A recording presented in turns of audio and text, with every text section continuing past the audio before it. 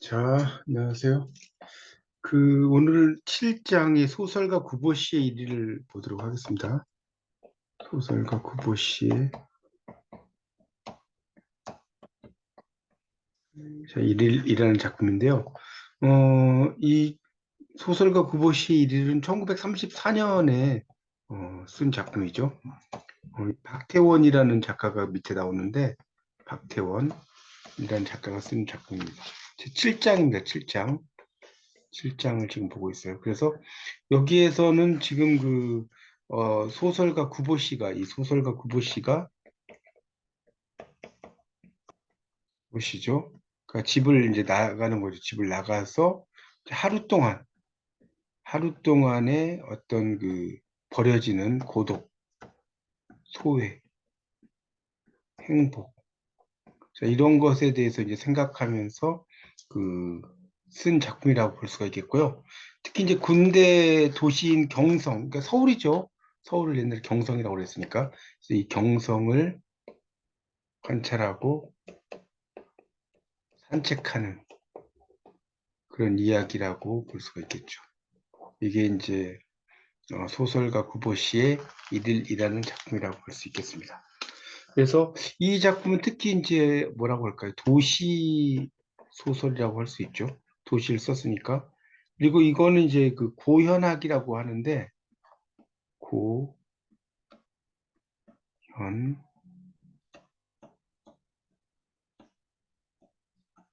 이렇게 쓰죠.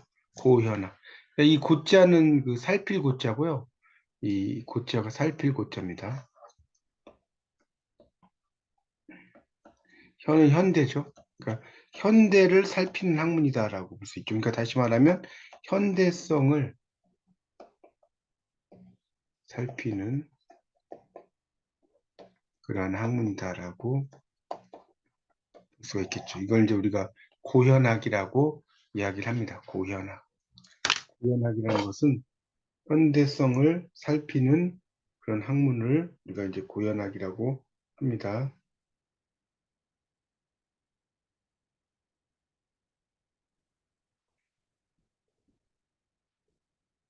자, 그래서 이런 그것을 이제 우리가 구현학이라고 이야기를 하고요. 그 밑에 박태원에 대한 이야기가 나오죠.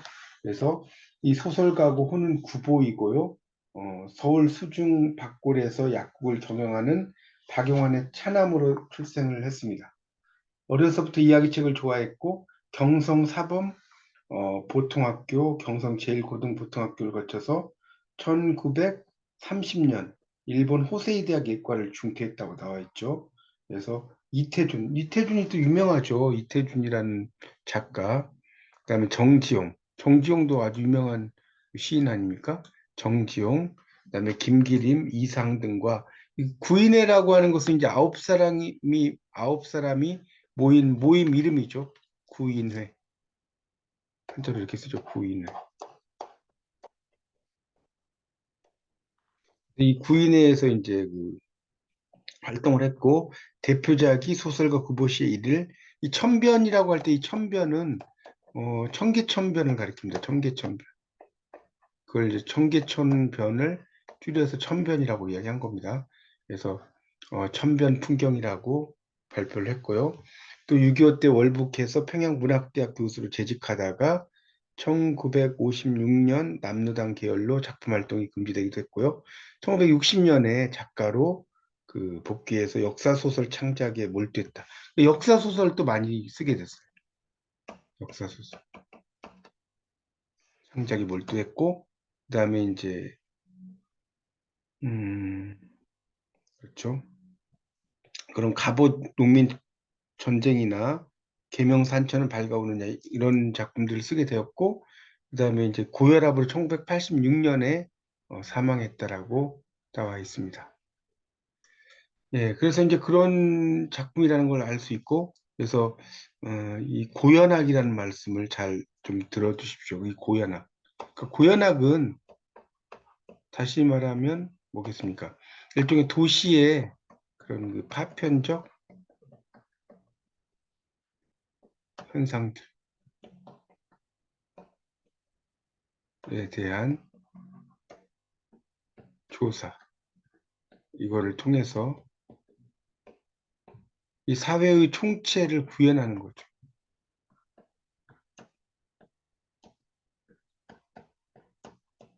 자, 이런 것을 이제 우리가 고현학이다라고 이야기를 할 수가 있습니다.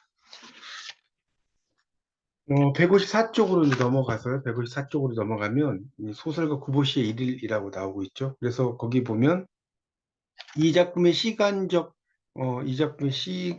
공간적 배경은 바로 1930년대 경성이라고 할 수가 있습니다. 경성이 서울이라고 그랬죠. 할 수가 있는 것이고, 그래서 이제 그 밑에 어머니가 나오죠. 어머니는 그 아들이 제 방에서 나와 마루 끝에 놓인 구두를 신고 기둥못에 걸린 단장을 떼어들고 문간으로 향하여 나가는 소리를 들었다. 이 단장은 그 짧은 지팡이를 가리키는 거예요. 그 밑에 설명이 나오죠. 짧은 지팡이라고. 이 짧은 지팡이를 들고 갔다는 그런 모습이 나와 있습니다. 그래서 이제 지금 어디 가느냐라고 하니까 대답은 들리지 않았다. 이렇게 나오고 있습니다. 자, 지금 154쪽을 보고 있습니다. 154쪽. 그래서 대답이 들리지 않았고, 그러니까 결국 이제 어머니와 그 아들의 대화가 이야기를 하고 있죠. 그래서 이제 자기가 한 말을 듣지 못하였는지도 모른다 하면서 어머니와 아들의 이야기가 쭉 나오고 있습니다. 그렇게 보시면 될 것 같고요. 155쪽으로 이제 넘어가면 155쪽을 보세요. 155쪽의 네 번째 줄을 보면 직업과 아내를 갖지 않은 26살, 6살짜리 아들. 이게 일종의 이제 요즘 드라마인 미운 우리 새끼라는 프로그램에 상당히 인기를 얻고 있죠. 거기에 이제 한 장면 같죠. 거기 보면 이제 아내가 없는 독신 아들의 이야기를 이렇게 관찰 형식으로 그린 그런 뭡니까 내용 아닙니까? 그래서 늙은 어머니에게는 온갖 종류의 근심 걱정거리였다. 낮에 한 번 집을 나서면 아들은 밤 늦게나 되어서 돌아왔다라고 이야기를 하고 있습니다. 자, 그렇게 좀 정리가 돼 있죠. 그래서 이제 쭉 그 어머니와 아들의 대화가 쭉 나오다가요. 자, 156쪽으로 넘겨보세요. 156쪽. 156쪽입니다. 자, 거기 이제 보면 중략 그 밑에 9번은부터 볼게요. 9번은. 자, 걸음을 걷기로 한다. 그렇게 이 우두머니는 여기서 이제 우두커니라는 뜻이에요. 우두커니 다리 곁에 가 서 있는 것의 무의미함을 새삼스럽게 깨달은 까닭이다. 그래서 종로거리를 뭐 걷고 이렇게 나오죠. 그러니까 걸어가는 장면이 상당히 많이 나오고 있습니다. 그래서 종로 내거리에 아무런 사무도 갖지 않는다. 처음에는 그가 아무렇게나 내어놓았던 바른발이 공교롭게도 왼편으로 쏠렸기 때문에 지나지 않는다라고 쭉 나오고 있죠. 그래서 이제 쭉 나오다가 157쪽으로 이제 가면 R, 4, L, 3 이렇게 나왔는데 이 R이라는 게 라이트죠. 오른쪽이죠. 오른쪽. L은 레프트죠. 왼쪽입니다. 그래서 이제 오른쪽 왼쪽이라는 의미예요. 레프트 라이트를 줄여가지고 이제 R과 L이라고 이렇게 쓴 거죠. 그래서 9번은 2주일간 열병을 앓은 끝에 갑자기 쇠약해진 시력을 호소하러 처음으로 안과의와 대화하였을 때의 조그만 테이블에 놓여있던 시야 측정기를 기억하고 있다. 이렇게 나오고 있죠. 그래서 이제 이야기들이 또 쭉 나오고 있어요. 하여튼 작품에 대한 전반적인 건 여러분이 한번 꼭 읽어보셔야 됩니다. 읽어보시고 설명을 들으시는 게 좋겠습니다. 자, 158쪽으로 넘어가면요. 158쪽. 158쪽에 이제 전차 안에서 이렇게 나왔죠. 자, 그래서 이제 우리가 이 전차를 뭐 영어로 스트리트카라고 하죠. 스트리트카. 그래서 이 전차 안에서 이제 보면 9번은 우선 제자리를 찾지 못한다. 하나 남았던 좌석은 그보다 바로 한 걸음 먼저 차에 오른 젊은 여인에게 점령당했다. 9번은 차장대 가까운 한 구석에 서서 자기는 대체 이 동대문행 차를 어디까지 타고 갈 것인지 기다리고 있었다. 요즘은 이 전차가 없죠. 요즘은 없는데 그 당시에 이렇게 전차가 등장을 했어요. 그래서 이 전차가 음, 대단하죠. 그러니까 그 당시만 해도 요즘 전차 있는데 유럽 같은 데 가보면 전차들이 좀 있는데 어, 요즘에는 한국엔 전차가 지금은 없어졌습니다. 자, 그러다가 이제 그 158쪽의 마지막 줄에 보면 차는 동대문을 돌아 경성운동장 앞으로 해서 9번은 차장대 운전대로 향한 그 안으로 파란 융을 받쳐서 된 창을 본다. 이렇게 나왔죠.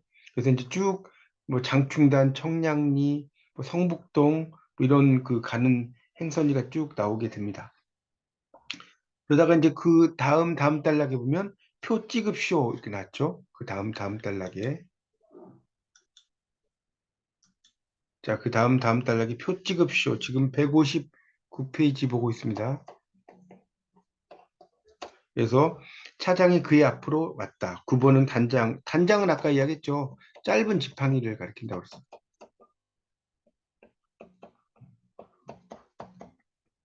짧은 지팡이를 단장이라고 한다고 그랬죠.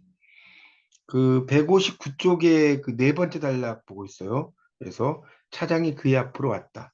9번은 단장을 왼팔에 걸고 바지 주머니에 손을 넣었다. 그러나 그가 속에서 다섯 입의 동전을 골라냈을 때, 이 다섯 입의 동전이라는 거, 그럼 좀 쳐놓으세요. 자, 골라냈을 때 차는 종묘 앞에 섰고 차장은 제자리로 돌아갔다. 9번은 눈을 떨어뜨렸죠? 그리고 이제 다섯 입 동전을 보죠. 모두 뒤집혀 있었다는 거죠. 뭐 그런 이야기가 쭉 또 나오고 있습니다. 자, 그러다가 이제 160쪽으로 가면 두 번째 줄에 차장이 그 옆으로 왔다. 어딜 가십니까? 9번은 전차가 향하는 곳을 바라보면 창경원이라고 나왔는데 이 창경원이라는 게 이제 일종의 그 왕궁에다가 왕궁 플러스 동물원이에요. 동물원을 집어 넣어버린 거죠. 일본에서. 일본. 그러니까 요즘은 이제 창경궁으로 이제 바뀌었습니다. 그 일제 시대에는 이렇게 창경원으로 만들어버린 거죠. 왕족의 어떤 권위를 좀 이렇게 뭐랄까요? 해체시켰다고 할까요? 그런 의미에서 창경궁을 만든 겁니다. 그래서 차장에게 아무런 사인도 하지 않았다. 갈 곳을 갖지 않는 사람이 차에 몸을 의탁했을 때 어디서든 섣불리 내릴 수가 없다라고 나오고 있습니다. 그래서 이제 차가 계속 움직이는 장면이 나와요. 자, 그 밑으로 가보면 여자는이라고 시작되는 부분을 또 보겠습니다. 자, 그 밑으로 또 가보면 60쪽의 제일 아랫부분이에요.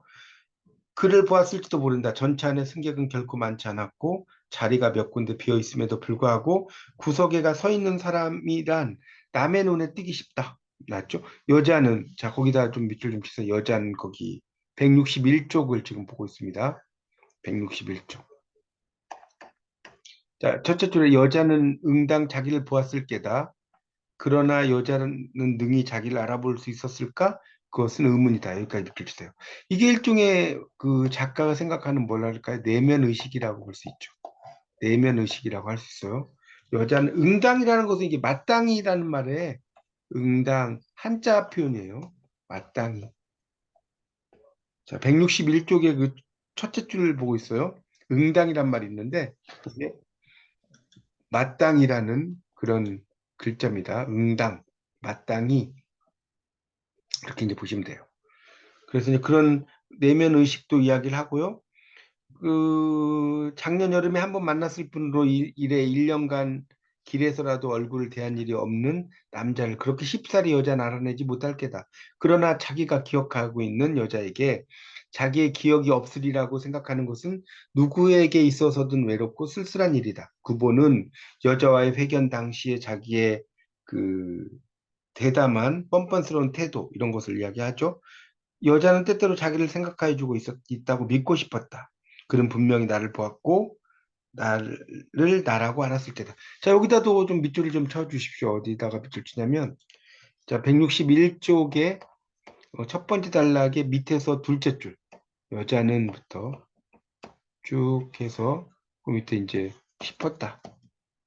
여기까지 하고요. 그 밑에 그는부터 알았을 게다. 여기까지 이렇게 좀 표시를 해주세요. 그래서 이제 이 당시만 해도 그와 그녀의 어떤 그 구분이 없었어요. 3인칭에서. 그래서 그라는 말을 이렇게 쓴 거죠. 그렇게 또 여자를 보면서 또 생각하는 게 나오고요. 자, 162쪽 보세요. 162쪽. 162쪽에 거기 그 뭡니까?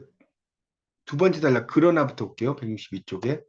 그러나 만일 여자가 자기를 진정으로 그리고 있다면 구보가 여자 편으로 눈을 주었을 때 그러나 여자는 자리에서 일어나 양산을 들고 차가 동대문 앞에 정거하기를 기다리어 내려갔다.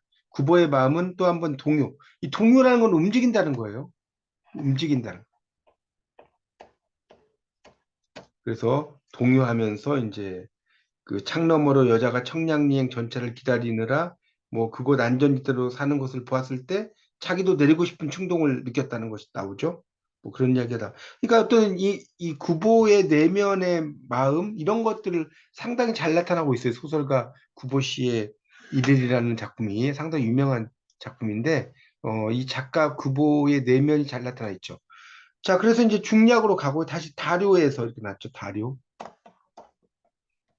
다료는 그 밑에 9번 각주 한번 보세요. 뭐라고 나옵니까? 차를 전문으로 다루는 곳. 그러니까 요즘 말하면 찻집이에요, 찻집. 찻집, 티하우스. 이렇게 볼 수가 있겠죠.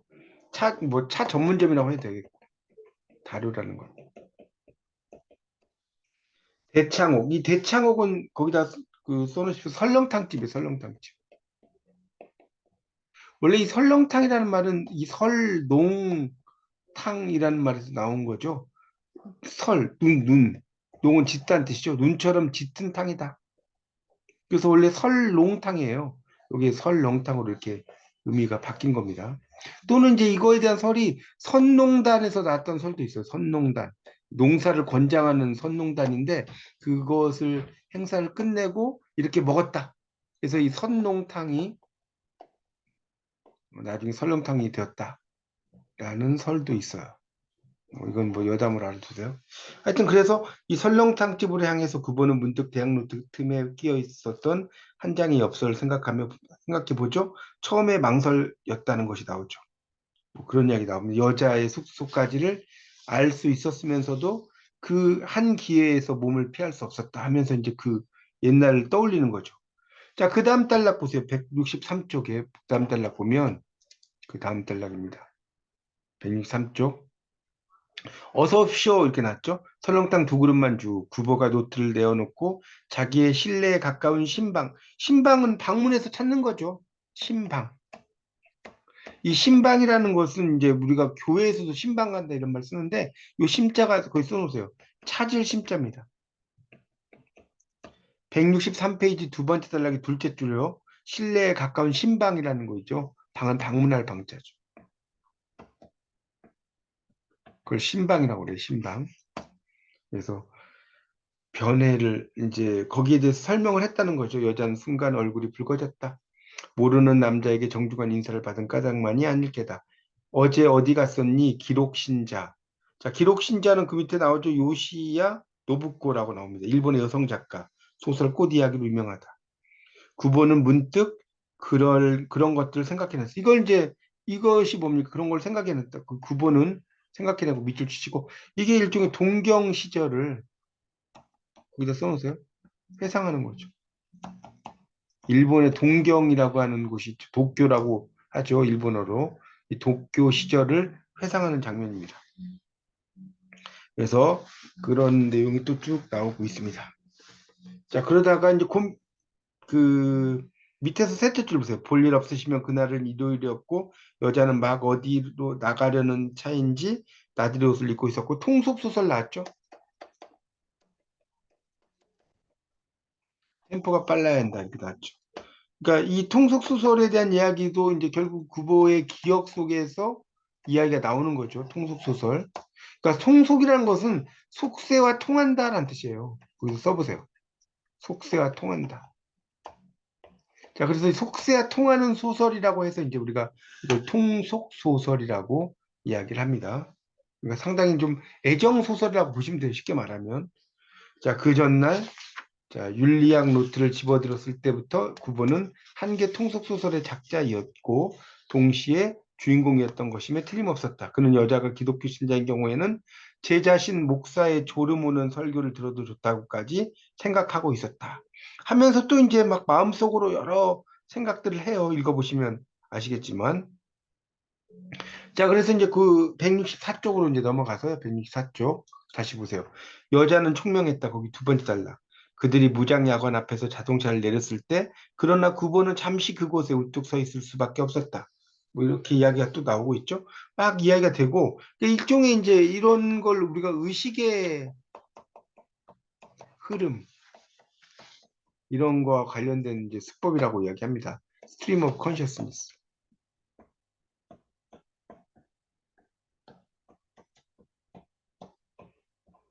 의식의 흐름이라고 하는데, 자기 구보의 내면의 의식들을 쭉 이어서 이제 소설을 쓰고 있는 거죠. 자, 165쪽 처음에부터 또 나오죠. 벗은 그러나 구보의 말을 따르지 않아. 줬다는 건 따른다는 뜻이에요. 혹은 벗은 그의 어급에게 흥미를 느끼지 않고 있었던 것인지도 모른다 하면서 또 쭉 나오고 있어요. 그러니까 이 어급은 이제 웨이트리스라고 하죠. 영어로 쓰면. 여자 급사를 말하는 거죠. 여급. 카페나 이런 데 가서 이제 막 그 음식 갖다 주고 뭐 이런 사람을 급사라고 하지 않습니까? 웨이트리스죠.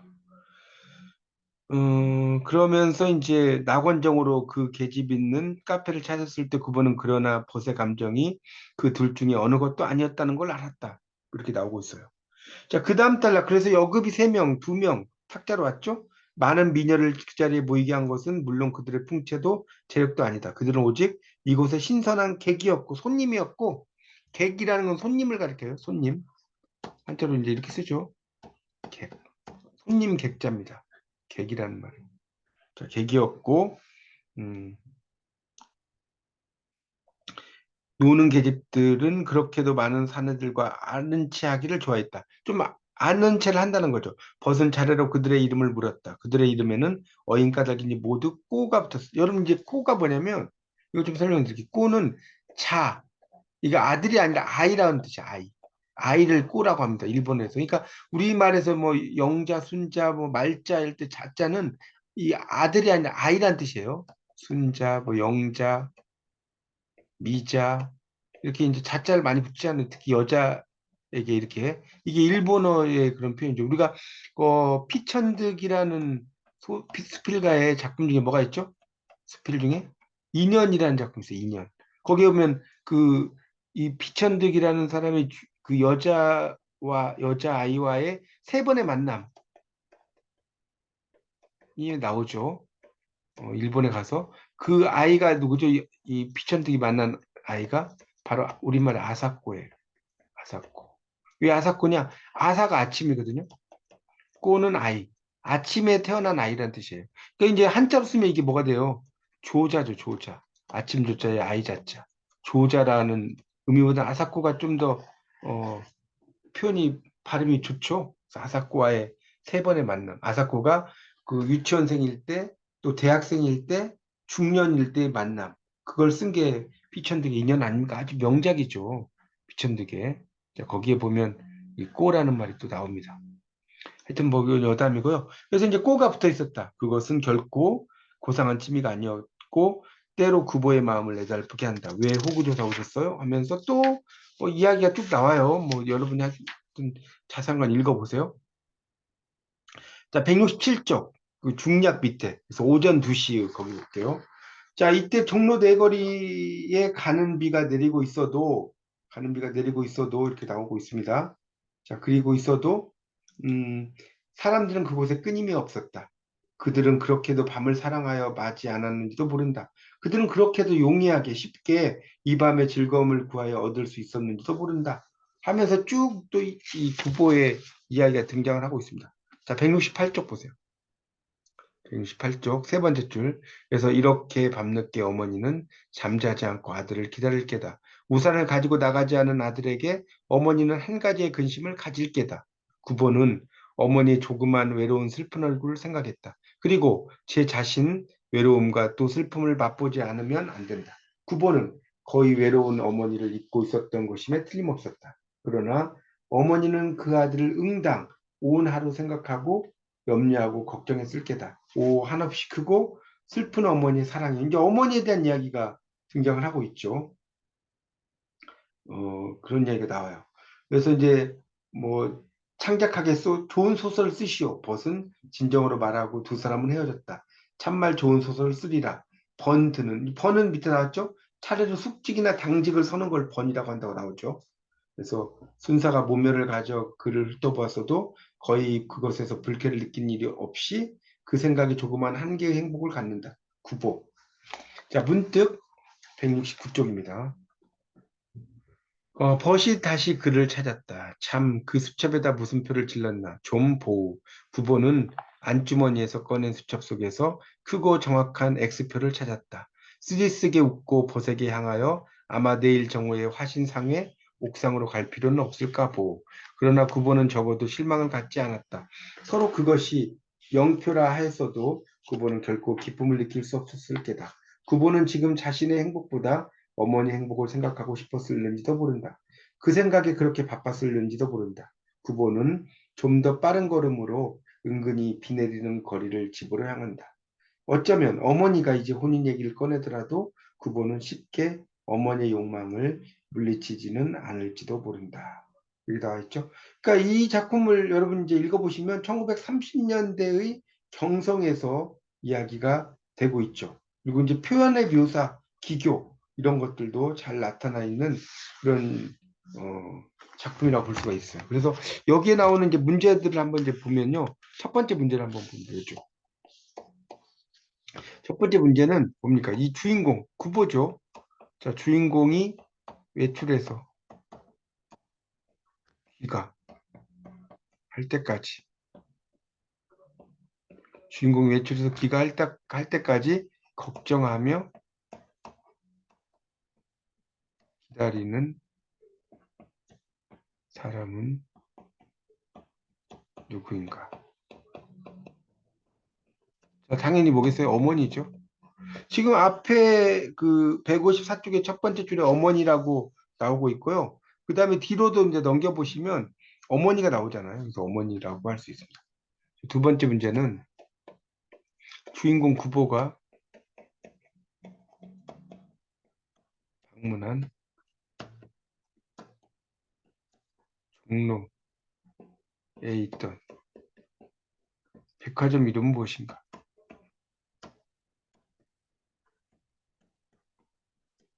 자, 이게 이제 두 개가 나옵니다. 여러분 읽어보시면 아시겠지만 하나가 하신상해고요. 여기서 이제 문제에서 미스코시라고 나오죠. 그래서 이제 그 중에서는 화신상해로 답을 하시면 됩니다. 이 미스코시는 일종의 신세계 백화점이라고 볼 수 있어요.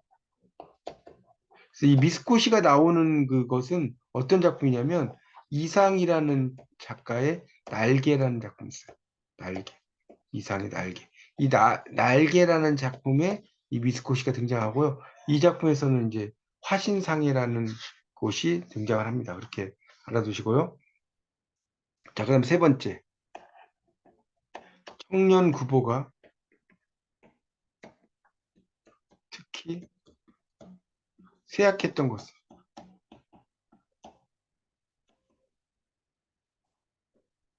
자, 이 청년 구보가 이 특히 쇠약했던 게 뭐냐. 그래서 청력, 시력, 관절 이렇게 본다면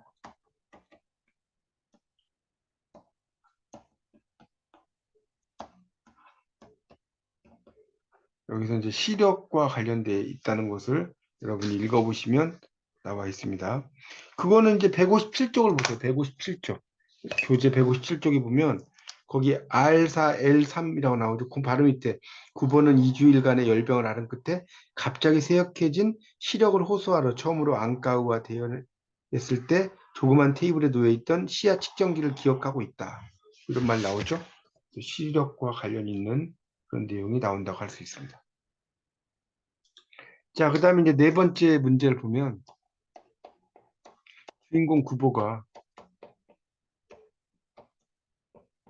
우연히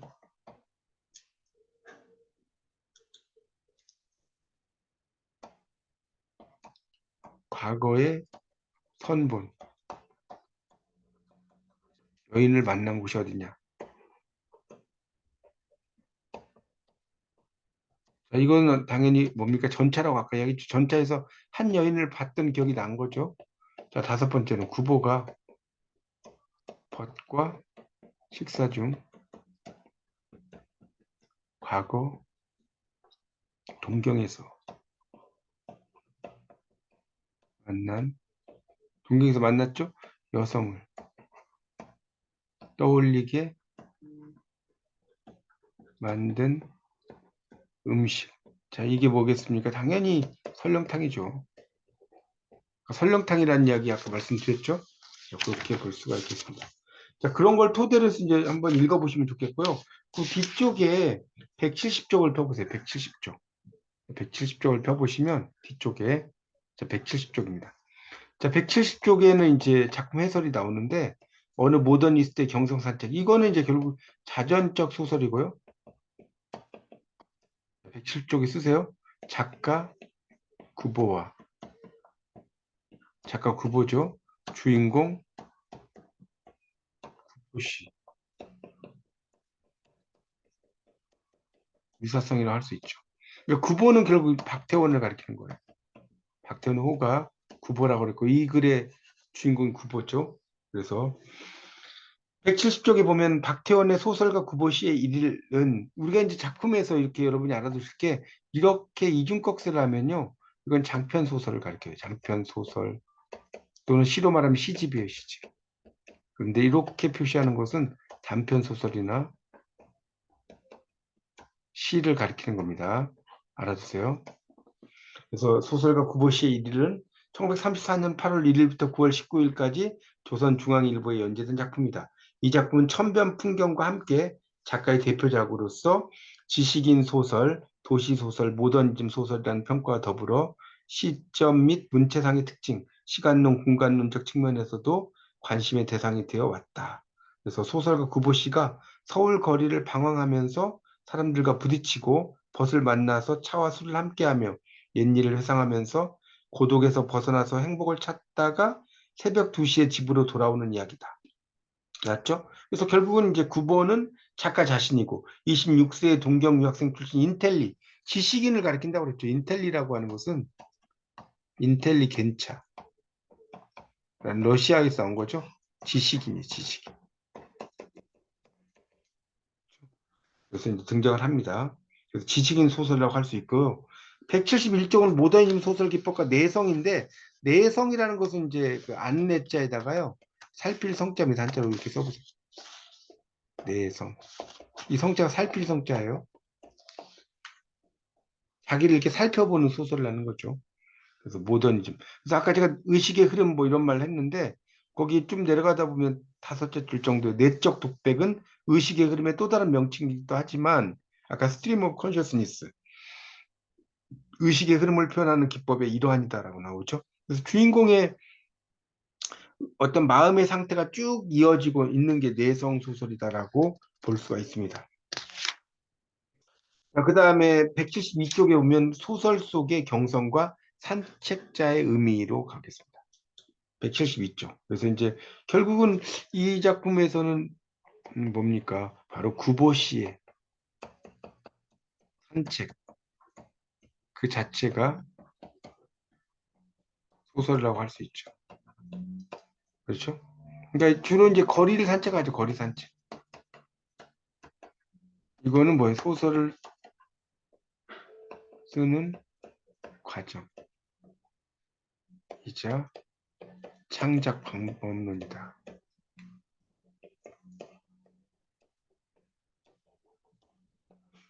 이야기할 수 있습니다. 그런 내용이 쭉 나오죠. 그래서 이제 그 밑에 집에서 나와가지고 쭉 가는 내용이 나오죠. 화살표가.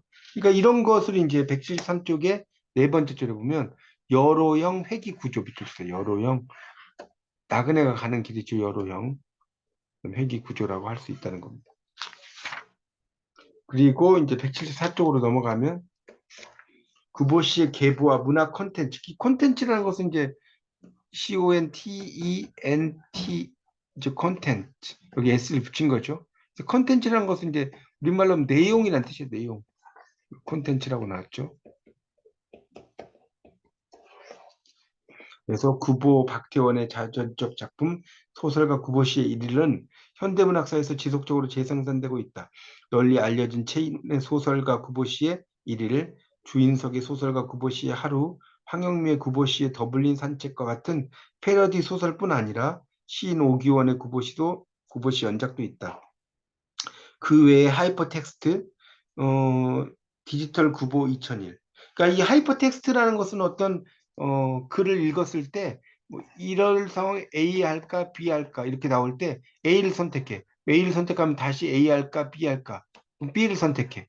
그래서 어떤 걸 선택하냐에 따라서 내용이 완전히 달라지는 그런 것을 이제 우리가 하이퍼텍스트라고 이야기를 합니다. 그래서 성기웅 연출가에 의해 진행된 연극 소설가 구보 씨의 일일 시리즈로도 주목하죠. 최근에 구보 계승 작업으로 구보학회에서 시리즈로 기획한 작가가 읽은 구보 시리즈에서 현역 중진 작가의 구보 다시 읽기 쓰기도 이어지고 있다. 또한 문화연구로서 산책자 구보 씨의 눈으로 목격된 1930년대 경성 모더니즘 연구, 철학, 건축학 등 인접 학문에서 수용된 구보 씨의 캐릭터화도 활발히 이루어지고 있다라고 나오고 있죠. 그러니까 이 소설가 구보 씨에 대해서 이렇게 이제 쭉 설명을 하고 있고요. 다시 한번 이제 말씀드리지만 여기서 중요한 것은 이 고연학이다. 이게 중요하다. 고연학. 그건 뭐 아무데나 필기를 하세요. 고연학은 그 앞부분에도 나와 있었죠. 고연학이 뭡니까? 153페이지에 보면 박태원 나오고 거기에 이제 그 천변 풍경 뭐 이렇게 나오는데 하여튼 이 고현학이라는 것이 나옵니다. 그래서 이 고현학은 어떤 현대인의 생활을 조사하는 거죠. 현대인의 생활을 조직적으로 조사를 해요. 그래서 현대 풍속을 분석하는